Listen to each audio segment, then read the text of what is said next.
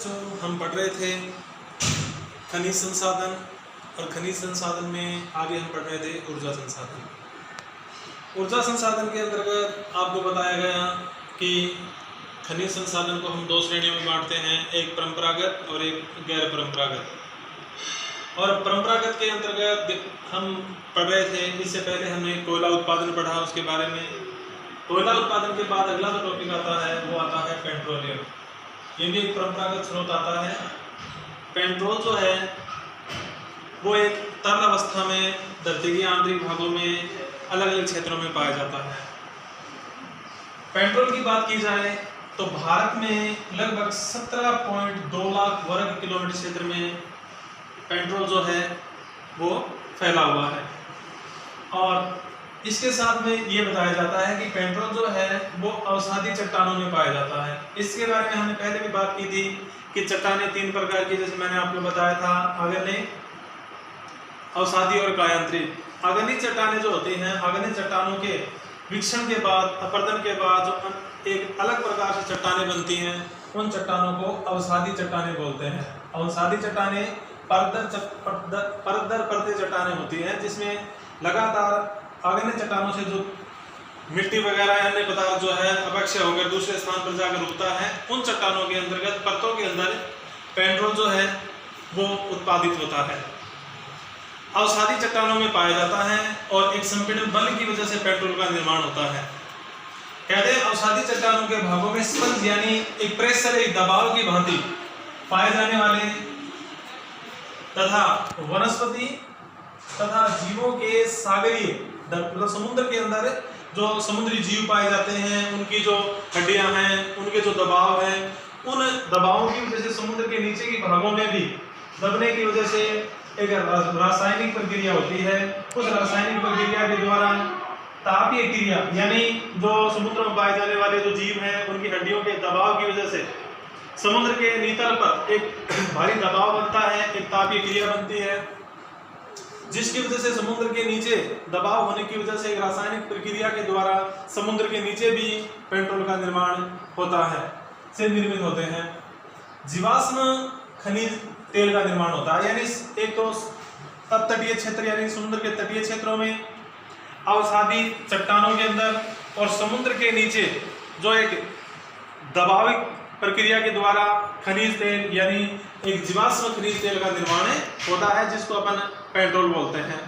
यानी पेट्रोल जो है वो धरती के अंदर अलग अलग स्थानों में पाया जाता है, जिसके अंतर्गत पेट्रोल से पहले उस जगह पर गैस की प्राप्ति होती है, जो अपन घरों में काम में लेते हैं। यानी पहले गैस की प्राप्ति होती है और गैस के बाद नीचे की साइड में पेट्रोल का निर्माण होता है, पेट्रोल की प्राप्ति होती है। भारत में अलग अलग क्षेत्रों में जो पेट्रोल प्राप्त होता है उसको लगभग 4 भागों में बांटा जाता है, जिसके बारे में हम आगे बात करेंगे। यानी भारत का जो अपतटीय क्षेत्र है यानी समुद्र तटीय जो क्षेत्र है, उस क्षेत्र के अंदर लगभग 66% पेट्रोल की प्राप्ति होती है। और सबसे ज्यादा पेट्रोल की प्राप्ति जो होती है वो अरब सागर तटीय क्षेत्र के अंतर्गत मुंबई से नजदीक का क्षेत्र है, जिसके बारे में बता रहा हूँ आपको, मुंबई हाई। उस मुंबई हाई में आज वर्तमान में सबसे ज्यादा पेट्रोल की प्राप्ति होती है। पेट्रोल जो है वो हाइड्रोकार्बनिक प्रक्रिया के द्वारा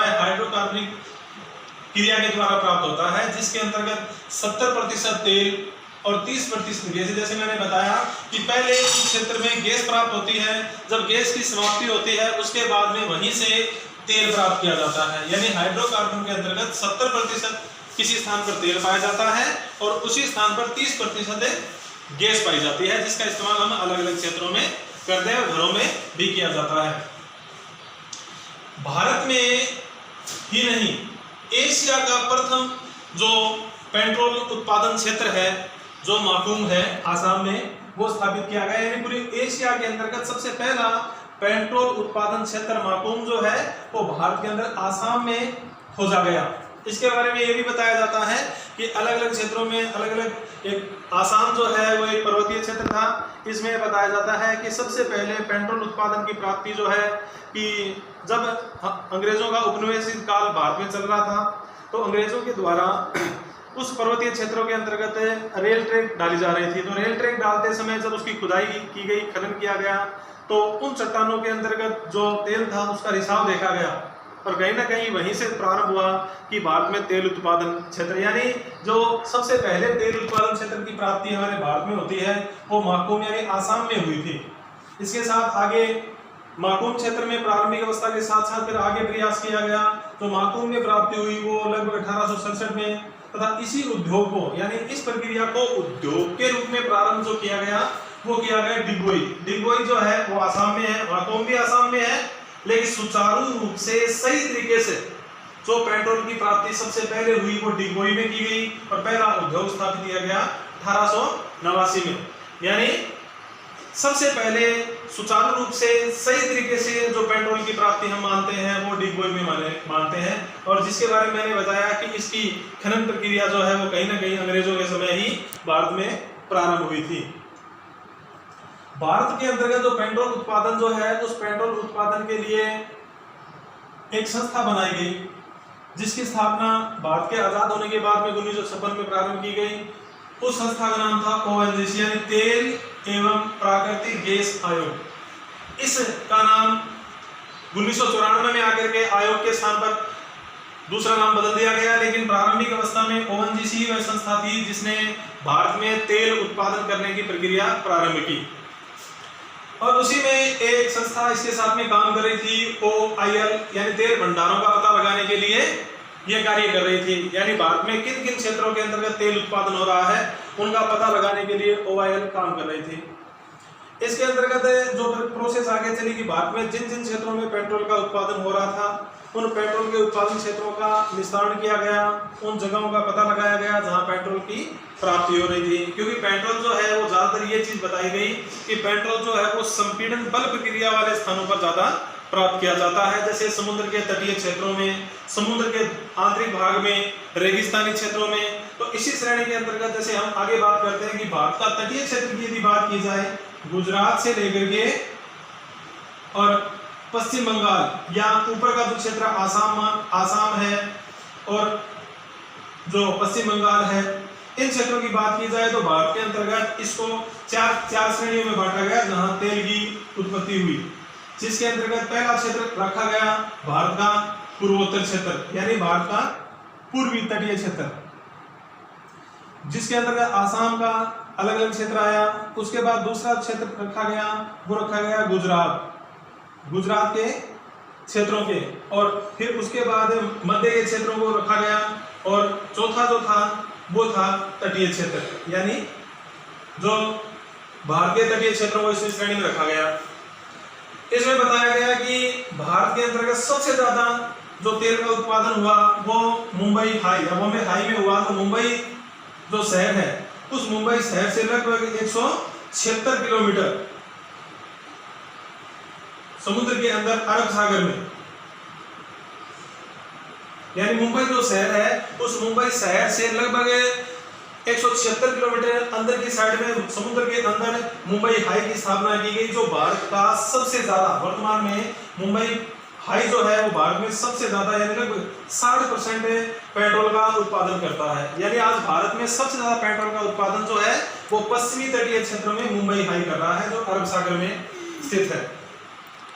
इसी के अंतर्गत बताया गया कि अपने राजस्थान की यदि बात की जाए तो गुड़ मलानी और सांचौर जो बाड़मेर में है उसमें विदेशी कंपनी केरन इंडिया लिमिटेड मैंने 91 कुएं खोदे गए, यानी इसने अलग अलग क्षेत्रों में रेगिस्तानी क्षेत्रों में कुएं खोदे। उन कुओं के अंतर्गत 12 कुएं ही मतलब 91 कुएं खोदे, उनमें से 12 कुएं ऐसे थे जिनमें पेट्रोल की प्राप्ति हुई, और 2005 में इसको औद्योगिक श्रेणी के अंतर्गत सम्मिलित कर दिया गया। यानी वो 12 कुएं जो थे उनका प्रारंभ तेल उत्पादन मतलब औद्योगिक क्षेत्र के अंतर्गत 2005 में प्रारंभ कर दिया गया, जिसमें ऐश्वर्या मंगलम नामक ये कुएं जिनका नाम रखा गया।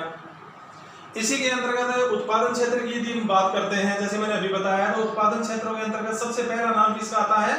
आसाम का आता है। तो आसाम में जैसे मैंने आपको ऊपर भी बताया है कि सबसे पहला जो नाम था वो डिगबोई था। डिगबोई, लखीमपुर, हंसापुर, बदरपुर, मसीमपुर पथरिया, नाहरकटिया, हुगरीगंज और मोरेन, ये आसाम में थे। बच्चों इनका नाम आपको इसलिए याद रखना है कि जो मैप होते हैं उन मैपों के अंतर्गत ऐसे नाम पूछे जाते हैं, तो इनके नाम आपको याद रखने हैं। और इनमें कई बार पूछे भी जाते हैं कि किसी क्षेत्र में तेल उत्पादन क्षेत्रों के कोई 2 या 4 नाम पूछे जाते हैं। तो आसाम में ये क्षेत्र है, जो आसाम के ये जो क्षेत्र थे, इन क्षेत्रों में जो पहला मैंने बताया आपको, उसके अंतर्गत इसको सम्मिलित किया गया। दूसरा, गुजरात में अंकलेश्वर, लोनेर, कलोल और मेहसाना, ये 4 जगह थी जो मैंने आपके दूसरे क्षेत्र में बताया, गुजरात के अंतर्गत इसको सम्मिलित किया गया। फिर इसमें अगला जो बताया महाराष्ट्र में, महाराष्ट्र में बॉम्बे हाई, बसई अपतटीय क्षेत्र, यानी 2 फेमस क्षेत्र रहे इस तट के, पश्चिमी तट के, जिसमें एक तो मुंबई हाई था और दूसरा कौन सा बताया मैंने, बसई, जो मुंबई के लगभग नजदीक में स्थापित था। महाराष्ट्र के बाद अगली जो बात आती है वो अपने राजस्थान की आती है। तो राजस्थान में बीकानेर है, जैसलमेर है, बाड़मेर है, इन क्षेत्रों में तेल उत्पादन किया जाता है। तेल के साथ साथ गैस का उत्पादन भी किया जाता है, जिसमें जैसलमेर और बाड़मेर जो तेल उत्पादन किया जाता है, काफी कुओं से तेल उत्पादन किया जाता है और उस तेल को वहां से निकाल करके पाइपों के माध्यम से गुजरात के जामनगर तक भेजा जाता है, क्योंकि अपने राजस्थान में कोई रिफाइनरी नहीं है और रिफाइनरी न होने की वजह से अपने राजस्थान में जो पेट्रोल निकलता है उस पेट्रोल को शुद्ध करने के लिए जैसलमेर और बाड़मेर में जो तेल निकल रहा है, बाड़मेर में तेल निकल रहा है, उस तेल को शुद्ध करने के लिए गुजरात के जामनगर भेजा जाता है और जामनगर में उसको शुद्ध किया जाता है और उसके बाद में राजस्थान या अन्य किसी क्षेत्रों में उसको भेजा जाता है। उसके बाद अगली जो बात आती है वो आंध्र प्रदेश में गोदावरी है, गोदावरी बेसिन और केलाल और अमलापुर, यानी ये तटीय क्षेत्र। कुल मिलाकर हम बात ये कहते हैं कि राजस्थान, ये बस आसाम है, राजस्थान और गुजरात, पश्चिमी तटीय क्षेत्र और पूर्वी तटीय क्षेत्र, ये 4 क्षेत्र ऐसे हैं जहां पर तेल का उत्पादन होता है। जैसे मैंने प्रारंभ में बताया था कि पेट्रोल उत्पादन से पहले उस क्षेत्र में क्या प्राप्त की जाती है, गैस। तो गैस के बारे में थोड़ी सी बात करते हैं कि गैस जो है उसकी प्राप्ति राजस्थान या भारत में जिन जिन क्षेत्रों में होती है उसका 38% गैस जो है उसका उत्पादन या उपयोग जो है वो विद्युत उत्पादन में किया जाता है, तापीय घरों के अंतर्गत या अन्य किसी विद्युत उत्पादन केंद्र में किया जाता है। 33% उसका उर्वरक निर्माण, यानी जो खाद है, उर्वरक है, उसके निर्माण में लिया जाता है। बाकी जो बची हुई गैस है उसका उपयोग हम किसमें करते हैं, रसोई गैस में, यानी हमारे घरों के अंतर्गत जो गैस काम में आती है उस गैस को इसके अंतर्गत सम्मिलित किया जाता है। और भारत की सबसे बड़ी जो गैस की पाइपलाइन है जिसके द्वारा गैस को एक स्थान से दूसरे स्थान पर पहुंचाया जाता है वो है HVJ, हजीरा, विजयपुर और जगदीशपुर पाइप लाइन।